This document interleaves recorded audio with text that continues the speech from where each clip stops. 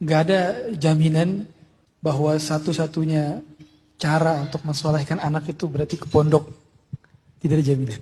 Pondok hanya wasilah. Sebagaimana lembaga-lembaga pendidikan lainnya hanya wasilah. Dia bukan tujuan. Artinya, coba kalau kita perhatikan, adakah di antara para nabi dan rasul yang di pondok harus jadi soleh di pondok gitu? Mengapa saya highlight ini? Karena banyak di antara kita mengambil shortcut proses. Kita pengen langkah simple. Anak soleh, pondokin. Anak soleh, pondokin. Sehingga mengenyampingkan perkara income di rumah, kesolehan orang tua di rumah. Saya sering kali, saya di pondok 4 tahun, kemudian setahunnya jadi guru, 5 tahun di pondok. Waktu kami mengajar, kami juga sempat jadi pengurus, dan kami sering dapati ada anak-anak yang sulit diatur. Ada yang sudah berkali-kali dihukum tapi nggak kapok-kapok. Kemudian suatu ketika, anak didik kami ini dipanggil sama kiainya, sama ustadz. Iya, sama kiai lah gitu ya. Dipanggil, kemudian ditelepon ayahnya. Ayah disuruh datang, kemudian ditanya. Dan pertanyaannya mengagetkan saya. Bapak kasih makan apa anak ini setiap di rumah sebelum berangkat, sebelum ke sini?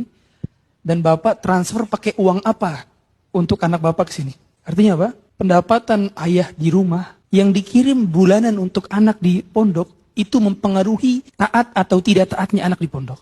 Itu baru pendapatan. Belum masalah bangun siangnya ayah di rumah mempengaruhi bangun siangnya anak. Kalau bangun siang mungkin susah kalau dibangunin. Tapi tidak taat, malasnya dia menghafal, malasnya dia ikut kegiatan pondok. Pondok bukan mobil yang masuk di car wash gitu ya. Kemudian habis itu baru langsung bersih gitu. Enggak. Dia bukan seperti itu. Maka pondok hanya wasilah, sekolah hanya wasilah. Sama, sekolah-sekolah hanya wasilah juga. Sekolah sunnah yang paling mahal, yang paling murah sekalipun itu hanyalah wasilah. Dia tools. Intinya adalah bagaimana kita sebagai orang tua menjadi pribadi yang berprestasi dalam hal kebaikan. Karena kebaikan itu akan menular kebaikan. Makanya dahulu para salaf saleh, dahulu Sa'id bin Musayyib rahimallahu taala mengatakan kepada anaknya, "Ya bunayya, inni la azidanna rak'atan fi salati min ajlik." Wahai anakku yang kucintai, sungguh aku menambah jumlah rakaat salat sunnahku agar engkau menjadi soleh. Bayangkan. Jadi salat sunnah ayahnya mempengaruhi kesalehan anaknya.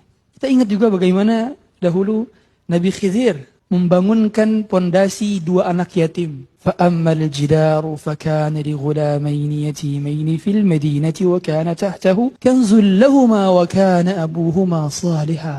Ada 2 anak yatim yang tinggal di satu rumah yang mau roboh, tapi dibangunkan kembali oleh Nabi Khidir. Cukup belum? Dibangun sama siapa? Partnernya Nabi Khidir ketika itu? Nabi Musa. Cukup belum? Sama siapa lagi? Calon Nabi, yaitu Yusha bin Nun. Ada di sini yang rumahnya dibangun sama Nabi? Ada? Nggak ada. Bukan 1 Nabi, 2 Nabi dan calon Nabi.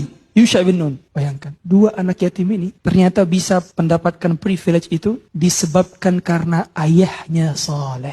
Ayah langsung? Bukan. Ayah ke-7. Berarti kakek ke-7. Ayah, kakek. Itu yang soleh. Dan kesalehan si kakek ini mampu menjadikan si cucu ini terjaga hartanya di bawah kakinya, yaitu di tanah di mana rumah tersebut mau rubuh. Kenapa mau dibangun kembali? Karena ada harta di dalam rumah. Para ulama mengatakan bahwa kesalehan kita, wahai ayah, mempengaruhi anak-anak kita hingga 7 turunan.